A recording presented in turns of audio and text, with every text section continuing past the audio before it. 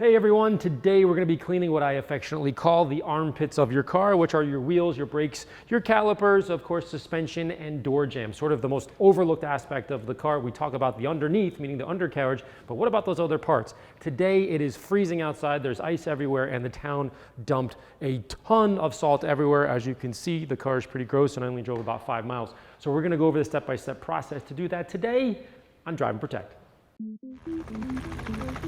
A lot of pressure.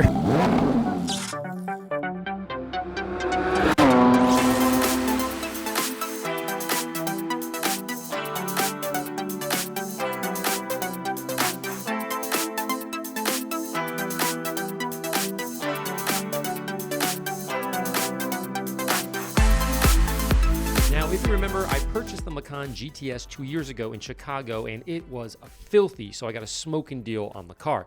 I came back and completely restored the paint, the interior, undercarriage, wheels, and so on, and since then, I've done a regular maintenance weekly or bi-weekly at most. With that, if you're watching and subscribed to this channel, I'm assuming for the purposes of this video that you keep your car pretty well maintained.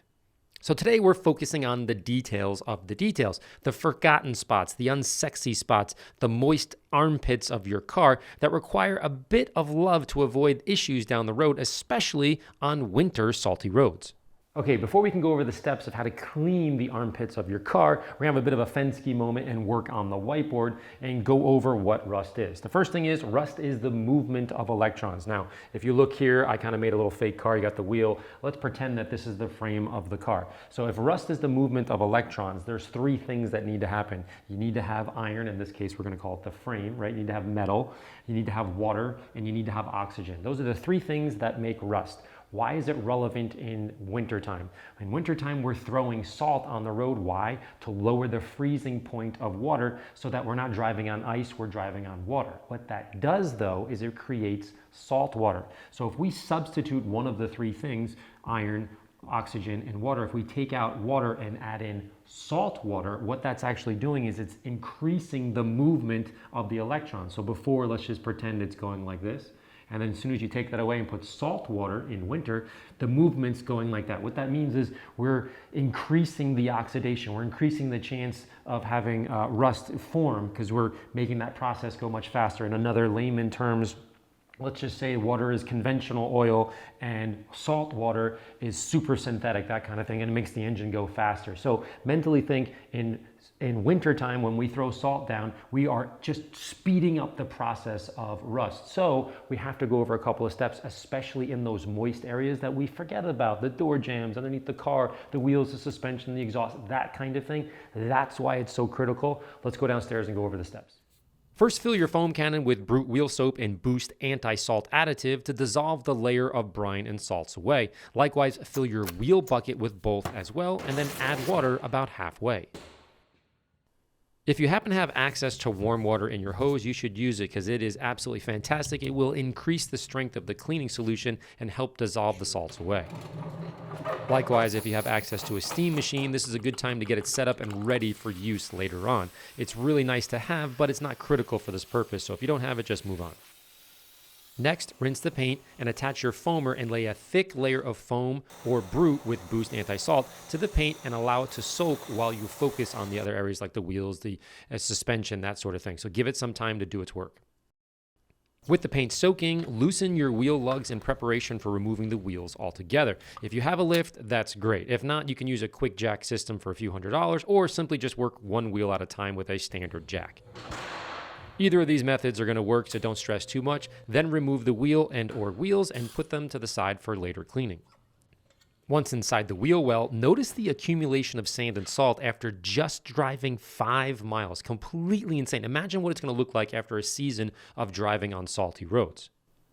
On a side note here, if you have a wide open grille like the Macan, be sure to give this, as well as your brakes, your brake lines, and so on, a healthy checkup while you have easy access to everything, meaning it's off the ground or whatever. For me, the Macan is basically a huge or massive leaf catcher that needs to be cleaned every month or so keep that in mind. Okay, with the car up in the air, you can see we have a little bit of Boost anti-salt sitting on the paint. You can let it sit there, let the keylets do its work, kind of chewing away any of the salt. We'll deal with that later. Plus, we're inside, it's not sunny out, etc. Totally fine. Now, we're gonna focus on the wheels. wheels. We've removed them in this particular example. If you can't do that, that's fine. Just skip that step and then work the rest of the steps that we're going to talk about right now.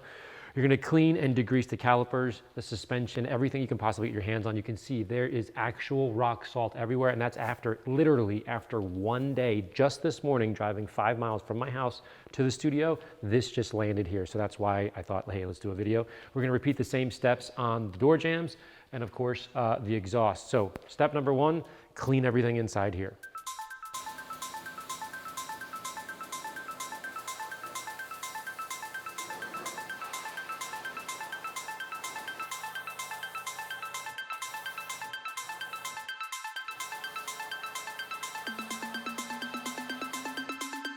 With everything soaking in anti-salt, using your wheel willy and brushes can be super helpful here to agitate the salt and to remove it from the various surfaces before you rinse again.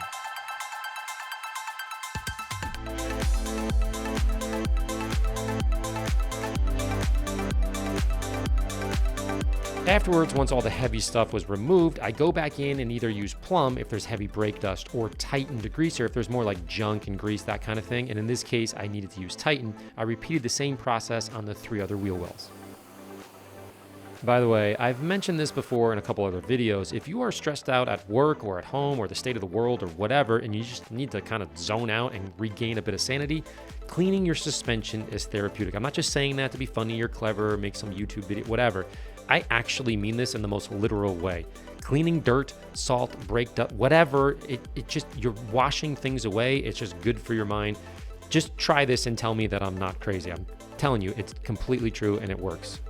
Okay, so we're in my shop, obviously, and we have a fancy lift, and we have hot water and a pressure washer, all the things that you would need. Now, if you don't have that, you're in a parking garage, you're at home, you want to do this really quickly, makes a whole lot of sense, and you don't have access to water, you can still use frothy anti-salt, same concept, load it up, come in here, spray the whole thing down, come in with a brush it all down, et cetera, then come back in, wipe it up. You can do that. Then you can go in and do the next step. But I just want to let you know that this isn't totally dependent on having a power washer. Does it make life a whole lot easier? Yes, but you can still accomplish it with frothy.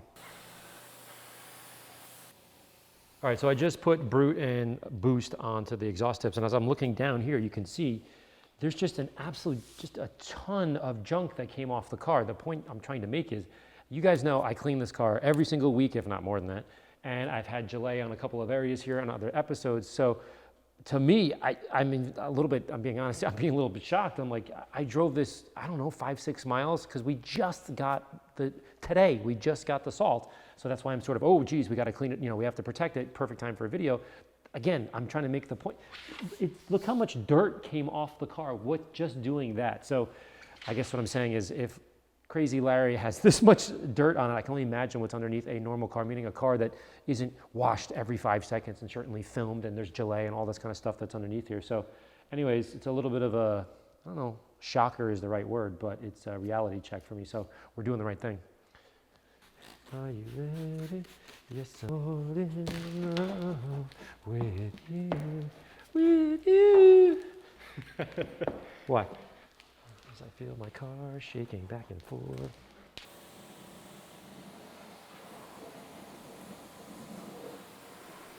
Now, with all the major dirt and junk removed, if you really want to go down a rabbit hole, use the steam machine with the single hole nozzle to get the very last bits of grime up.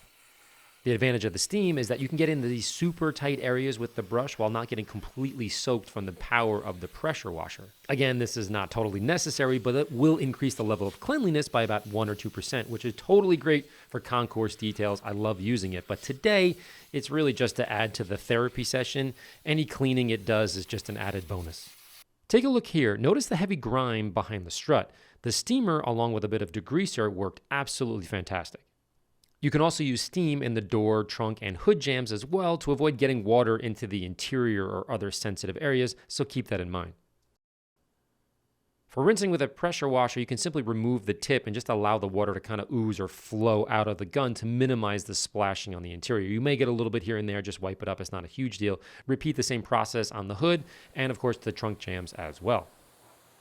Finally, I clean the front and back of the wheels with Plum and plenty of brushes and mitts.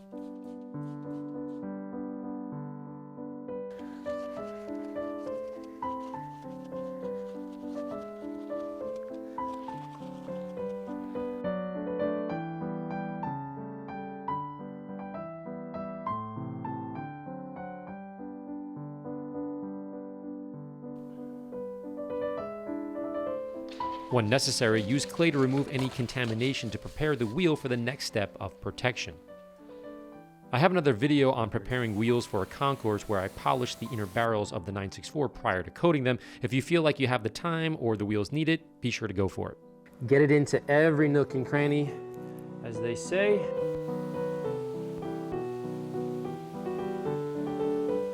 At this point in the process, the paint is still soaking with Boost, so I quickly washed it again with foam and Boost just to complete the full process from beginning to end on the paint.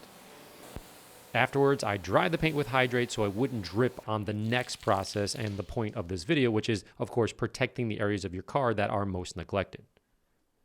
Next, it's super important to use compressed air to completely dry everything, the caliper, suspension, door jambs, exhaust, and so on. If you don't have a compressor, a small sidekick blaster that shoots out warm air and hooks up into a regular wall outlet is also perfect, or even a leaf blower will do the trick. Either way, just get it dry for the next step. Okay, on to the main event. We're going to protect the caliper and, of course, all the metal parts on the inside with Gelee.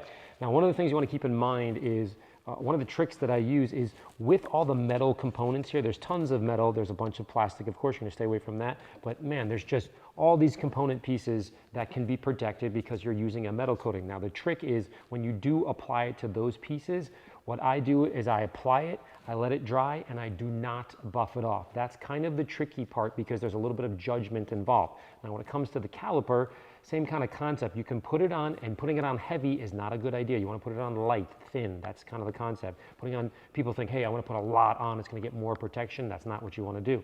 Now, moving on to the caliper, because it is so pretty and because we would like to look at it and we clean it, you have to use your judgment. You can apply it and let it sit.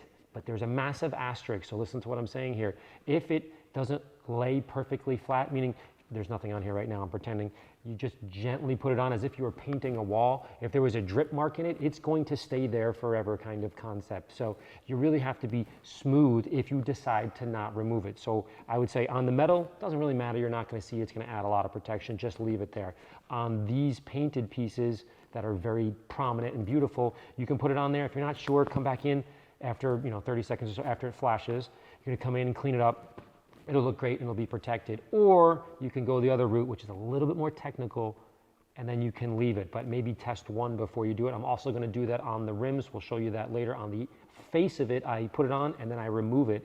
And then on the back side, the inner barrel where you kind of can't see it, but really takes a beating from the brake dust, I will put that on very smooth, like as if I'm painting. I'll look at it, yep, looks good, and then I'll leave it. I won't remove it, so it's a little bit stronger. That makes sense? We're gonna do that on the rest of the suspension, then we'll do the wheels, and then we'll do the exhaust.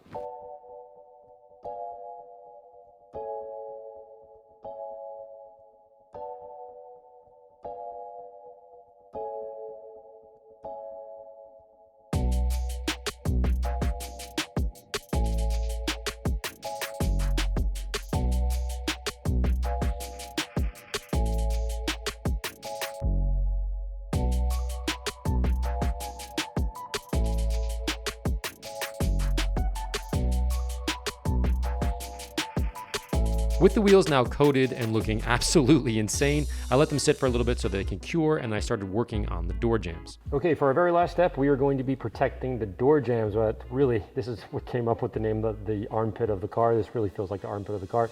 It does get beat up a lot more than people think, but because it's not the outside and people aren't looking at it and it's not something that's very readily visible, it kind of gets forgotten. So because it is paint and it is clear coated just like the outside of the car, we have to treat it like the outside of the car. So for that, we're going to be using Reflex Pro. Of course, it is a derivative of Gelee, and in fact, the other way around, Gelee is a derivative of Reflex. So it's all in the same family, but this one is more geared towards paint if you're unfamiliar.